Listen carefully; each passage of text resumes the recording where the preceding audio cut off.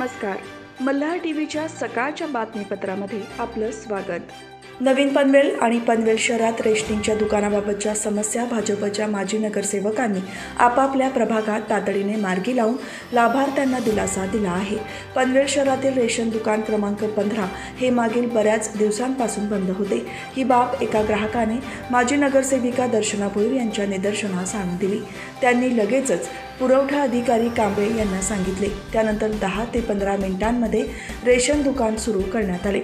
याचप्रमाणे नवीन Panvel A type विभागामध्ये रेशनिंगच्या दुकानावर नागरिकांना धान्य मिळत नव्हते. त्यावेळी माजी नगरसेविका ॲडव्होकेट वृषाली वाघमारे यांनी पुरवठा अधिकारी कांबळे यांना त्वरित तेथे बोलावून रेशनिंगच्या दुकान उघडून सर्व ग्राहकांना धान्य देण्यासाठी आपण भाग पाडले. ज्यांचे उत्पन्न हे 60,000 ते त्याहून अधिक आहे अशा नागरिकांना रेशनिंगच्या दुकानातच फॉर्म उपलब्ध करून देऊन त्यांचे उत्पन्न कमी दाखवण्यासाठी आपण प्रयत्न करणार आहोत आणि सर्वांना धान्य कसे मिळेल यासाठी आपल्याकडून प्रयत्न करणार आहोत, असे वाघमारे यांनी यावेळी सांगितले.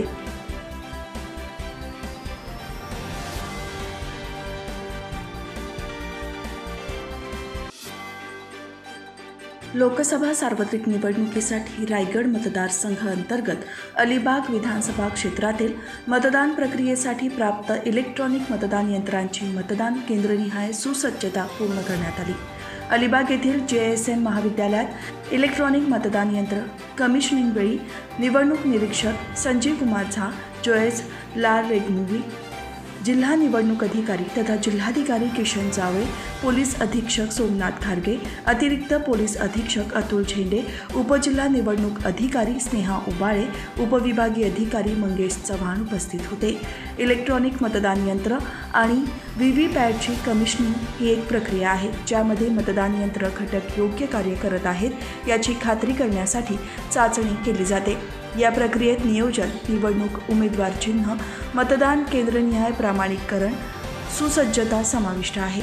यंत्र घटक जसे पाहिजे तसे काम करत आहेत याची खात्री करणे हा देखील उद्देश आहे. प्रक्रिया पूर्ण करून इलेक्ट्रॉनिक मतदान यंत्र आणि व्हीव्हीपॅट स्ट्रॉंग रूममध्ये ठेवण्यात आली. स्ट्रॉंग रूमच्या सुरक्षा व्यवस्थेच्या दृष्टीने पॉवर बॅकअप, सशस्त्र बंदोबस्त आराखडा, पोलीस यासारखी व्यवस्था करण्यात आली आहे. उष्णतेची लाट सुरू असून माणसाला या उष्म्याचा झळा सोसाव्या लागत असताना वन्यजीवांची काळजी करत चिरमेरमधील जंगलात कोरड्या पडलेल्या पाणवठ्यात ड्रमने पाणी वाहून नेत हे पाणवठे भरले जात आहेत. उरणच्या निसर्गप्रेमी आणि पर्यावरणवादी या उपक्रमाचे कौतुक केले जात आहे. सध्या पारा 40 अंशाच्या पार गेला आहे. त्यामुळे घरातून कामाशिवाय बाहेर पडू नका.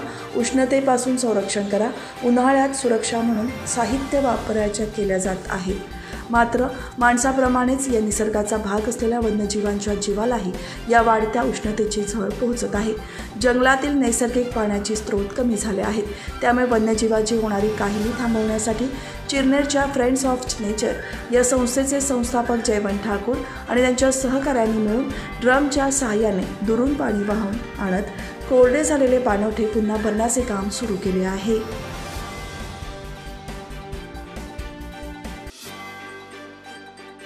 रानसई धरणाच्या उरण पनवेल मार्गालगत सिडको कार्यालय ते फुंडे स्थानक दरम्यानच्या जलवाहिनीला शुक्रवारी सायंकाळी गळती लागली. ती शनिवारीही सुरूच होती. त्यामुळे उरण पनवेल मार्गावर ऐन उन्हाळ्यात वाहनचालकांना कारंज्याचा लाभ मिळत आहे. काही दिवसांपासून जलवाहिनीच्या मजबूतीकरणाचे काम सुरू आहे. वाहिनीची सफाई केल्याने वेल्डिंगने बुजवण्यात आलेली छिद्रे मोकळी झाली असून 5 ते 6 ठिकाणी ही गळती लागलेली आहे. या गळतीत अनेक लिटर पाणी वाया गेले. मात्र काही वेळात याची माहिती MIDCला मिळताच जलवाहिनीचा प्रवाह बंद करण्यात आला. उरणमधील 25 ग्रामपंचायती आणि येथील औद्योगिक विभागाला पाणी पुरवठा करणाऱ्या रानसई धरणाने तळ गाठला आहे. त्यामुळे नोव्हेंबरपासूनच आठवड्यातील मंगळवार आणि शुक्रवार या 2 दिवसांची पाणी कपात सुरू आहे. त्यामुळे पाण्याची बचत करण्याचे आवाहन करण्यात येत आहे. असे असताना MIDCच्या निष्काळजीपणामुळे गळती लागून असलेल्या पाण्याचा अपव्यय होत आहे.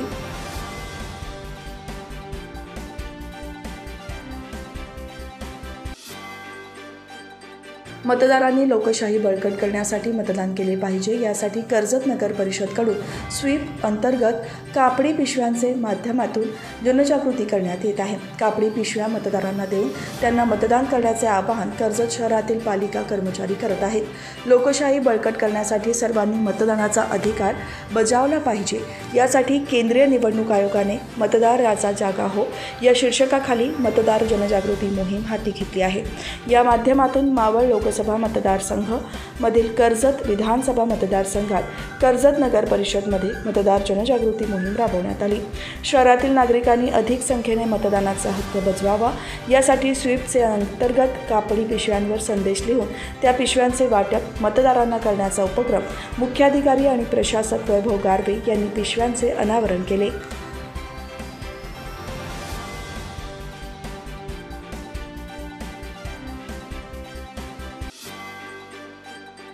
रायगड लोकसभा सार्वत्रिक निवडणूक 7 मेला होणार आहे।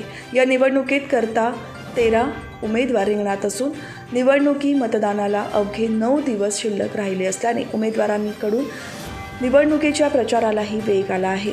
या निवडणुकीच्या पार्श्वभूमीवर कुठेही आचारसंहिता भंग होऊ नये, निवडणूक शांततेत आणि सुरळीत व्हावी या दृष्टीने भारत निवडणूक आयोग यांच्या आदेशानुसार रायगड जिल्हाधिकारी आणि सहनिवडणूक निर्णय अधिकारी विविध ठिकाणी प्रतिबंधात्मक कारवाई करण्यासाठी भरारी पथक, आचारसंहिता पथक, स्थिर सर्वेक्षण पथके तैनात करण्यात आली होती।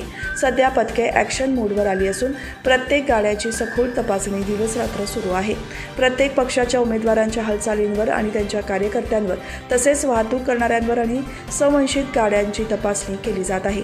सध्या मुरुड तालुक्यात भरारी पथक आणि स्थिर पथक ॲक्शन मोडवर आलेला दिसून येत आहे।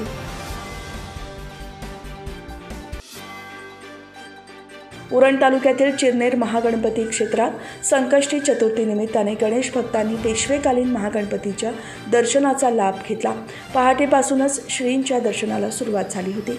यावेळी श्री महागणपतीच्या दर्शनासाठी नवविवाहित जोडप्यांनी आवर्जून हजेरी लावली, मनोभावे दर्शन घेतले। पेशव्यांच्या काळात महाराष्ट्रात अनेक ठिकाणी गणेशाची मंदिरे उभारण्यात आली। चिरनेर येथील गणपतीच्या मंदिरांची निर्मिती पेशवे बाळाजी बाजीराव उर्फ नानासाहेब पेशवे यांच्या कारकिर्दीत झाली। नोव्हेंबर 1758 ते फेब्रुवारी 1759 मध्ये नानासाहेब पेशवे स्वतः कोकणात फिरलेले दिसून येतात। वसईच्या विजयानंतर कोकणातील उरण आणि कर्नाळा प्रांताचा कारभार नानासाहेबांचे सुभेदार रामजी पंत फडके यांनी चालवला। हा कारभार करताना त्यांनी अनेक ठिकाणी देवळे बांधली तसेच देवळांचा जीर्णोद्धार केला। चिरनेर येथील गणपती मंदिर हे हेमाडपंथीय धाटणीचे दिसून येते। हे गणपती देवस्थान अत्यंत जागृत असून या ठिकाणी आलेल्या भक्तांची दुःखे निश्चित दूर होतात अशी गणेश भक्तांची श्रद्धा आहे।